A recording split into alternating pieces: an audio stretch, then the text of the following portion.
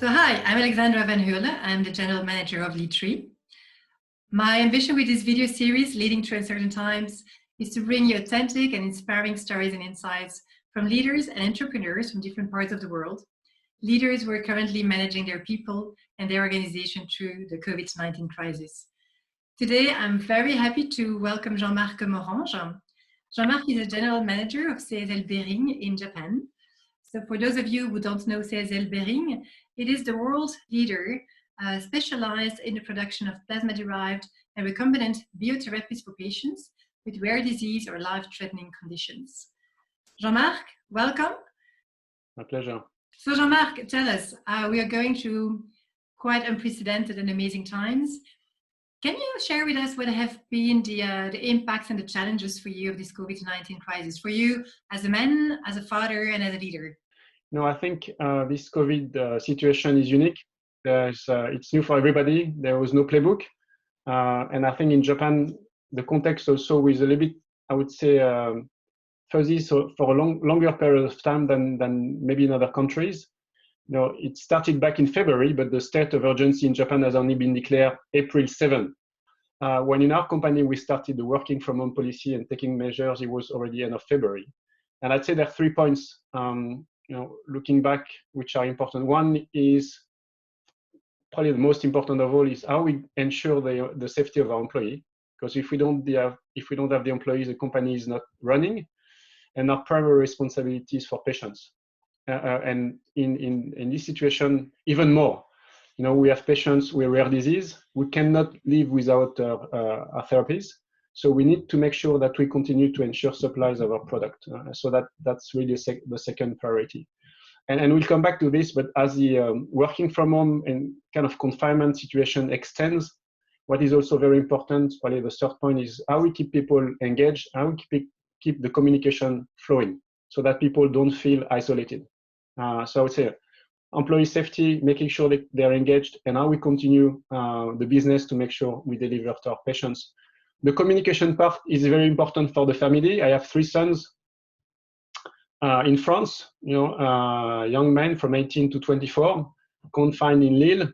And so, one of the things I've actually applied for my son, thinking about how I could be of help, is I'm talking to my younger son every day, which I was not doing before. They were talking much more to their mother, to be fair, but I'm talking with him every day just to get a pulse, maybe to help him a little bit in his studies. And I think, again, like with many employees, thinking about the communication and how often we communicate is very important. I don't think there is over communication, especially face-to-face, even through the screen, in that period. So concretely, as a leader, what are the specific actions you have taken to manage your people and the organization in this crisis? Yeah, so we have 300 employees in Japan, in the Japan operation. We've set up very early a crisis management team, which is basically all the function leaders that is meeting on a weekly basis every Monday. And I should say, we've also benefited from the experience of our Chinese colleague, because they've actually been in a lockdown mode and in measures earlier than we do. And we've started February 26th, so it's been more than 8 weeks that we've been working from home. And so again, safety of the employee was first. We've put measures for employees to work from home, and for the first couple of weeks, only 5 to 10% people authorized by their manager would come to the office. After the official state of urgency, April 7, it's virtually nobody comes to the office except a few who have no other choice. And if they have to come, they can also elect to come by taxi. But I think that's the first point. Crisis management team, regular weekly communications to the employees on what's happening, with the measure we're taking locally, but also globally. Of course, people are very curious to know what's happening globally. We've also started to through a system that we're actually using the system in a case of an earthquake in Japan to check the safety of all employees. And we are doing this on a weekly basis. So we know that for the last 6 weeks, and actually from the beginning, but we've really started to implement this in the last 6 weeks.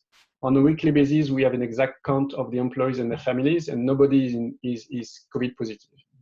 and which is very important. And we want to keep it this way.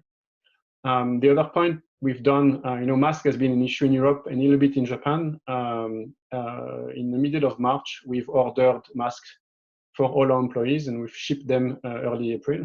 So we've shipped 2 months worth of supply of masks for the employees and their families. Some of them still have to go out for work, but I think that was both a measure to make sure people were safe, but also there is a psychological effect, and I've got quite positive feedback from people, after receiving the masks. So that's for the safety. We've updated people every week, and then initially we extended 1 week by 1 week, and clearly, when it became clear that the situation would not improve immediately, we've extended 3 weeks, so through first the end of April.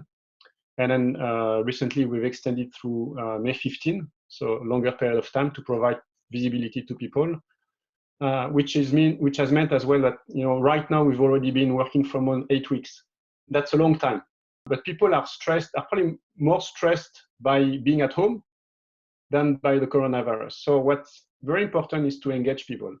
And what we've done very early in March, for instance, especially with our salespeople, we've got more than 120 people which are spread across the country, organized mini town hall meeting, group of 20, where we reach out to people, explain what was the company situation globally, what was the local situation, explain some of the measures, and really take time for Q&A and questions, because some people are concerned, some people are, sometimes commercial people are wondering what's happening for our objectives, etc. So our business objective, our bonuses sometimes, and I think it's important to have the dialogue open, and I think that's been very useful for us. We also had a broader full employee town hall meeting actually last week, almost full attendance, 300 people. And then we covered a broader range of topics, including one which is the CSL Behring Takeda Alliance. You might have seen in the news. So the world plasma companies have created an alliance to develop what is called an hyperimmune immunoglobulin. Basically, you take people who've been infected and we've recovered. They've got antibody. You extract the antibody from the plasma, you create a product which is concentrated in antibody that you use for very sick patients. And that's been actually a major announcement. People are very motivated, so we've explained how it works. We've explained what we're doing locally as well, in the current context. So the business is not stopping. Patients still need the drugs. We still need to reach out to physicians, although more than 95% of the hospital you cannot visit as a medical representative, so that we can still reach out to physicians. Beyond the safety, after the first couple of weeks, you've got the stress level and things that is probably building. And so we've put in place measures really to, beside the town hall meeting that I've mentioned, we've had regular lectures by psychologists explaining the stress and how to cope with stress in a confined environment. We've had also lectures from our employees, around kind of lunch circles. So my wife is a Japanese ikebana teacher, flower art. So she made also one class through Team Zooms. And given the context, I would say that the morale is quite good. People are engaged, and I've got folks in the company that are working very hard right now to accelerate things we do on the digital side, and the leadership team and the HR team are also very occupied to make sure we keep the people engaged. Jean-Marc, I'm curious, in the last discussion we had together, you mentioned to me a regret you had after a tsunami. So I'm wondering, towards the current crisis, how is it being translated today? What are you doing differently? Yeah, thank you, Alexandra. Actually, I think you're referring to the 2011 Tohoku earthquake and the tsunami afterwards. Yeah, I was already in Japan, and that was dark hours for Japan, and very difficult. And I remember the flow of volunteers that went to Tohoku to help start the rebuild. I didn't. I did some things work-wise, but I didn't. And I've always regretted not to be more physically involved. to support people. And so, taking this, one of the things I've said repeatedly to my team through that crisis, as we're looking at how we operate and what we can do and what we need to do for patients, especially again in this time of crisis, I think, I want to look back when we're past it and look back and say, I don't want to have any regret. We will have done everything we could to make sure our employees are safe, to make sure they're engaged, to make sure the patients we serve are supported. And so we've reached out to patients group, actually. We've provided masks to some of them. And I think that's important. There's, in difficult situations, there are always opportunity to make a difference. And I think that's really not just word. I felt this very strongly after 2011.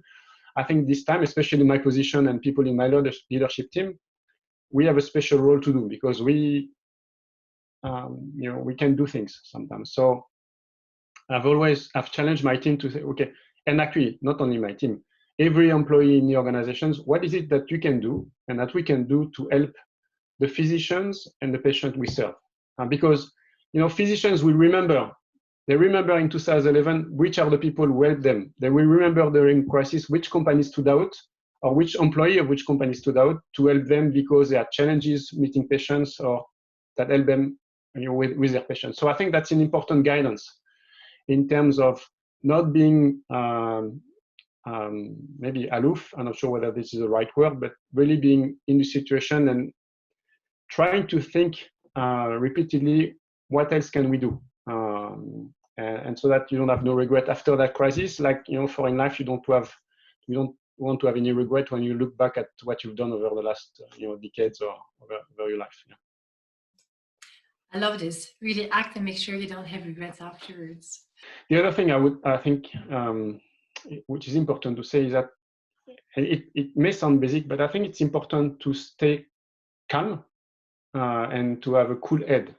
Yeah, and it's interesting because I've seen people in this situation have very, very different reactions.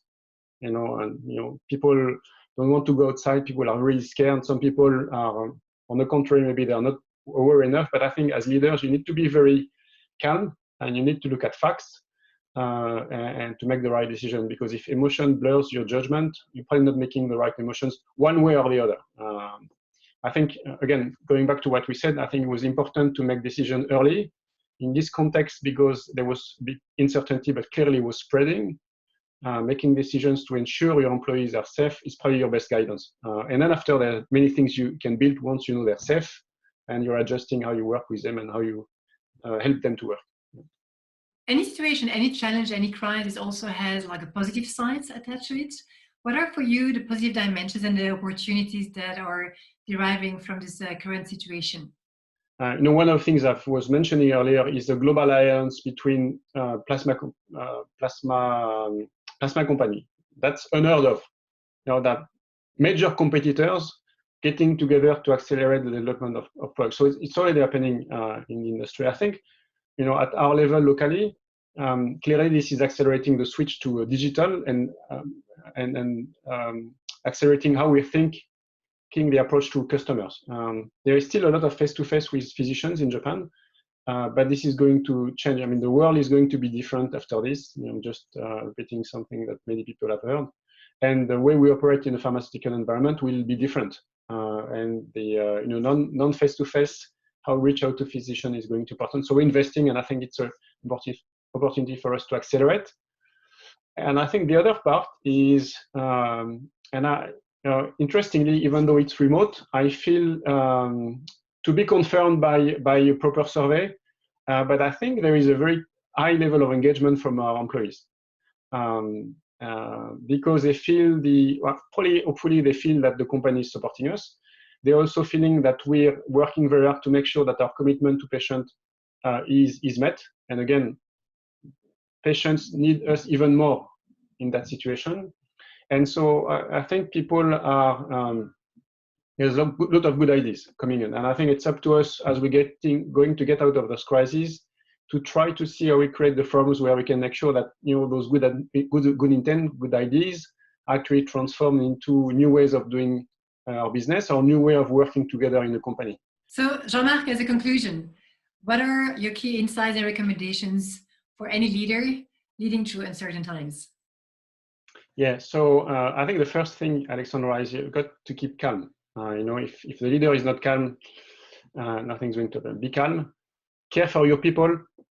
I think they look for it, and I think it's important that your people are safe. That means taking early decision if needed. The second thing is keep the communication open and keep them engaged, because for 8 weeks of working from home is long. It's important to stay in touch, to keep them engaged, organize activities to support. And the third point I said, as with any challenges, there are opportunities. And as we were discussing about 2011, having this in mind, have no regret. When you come out of this, have no regret. Great. Thank you so much for this very inspiring sharing, Jean-Marc. I very much enjoyed this moment with you. Thank you.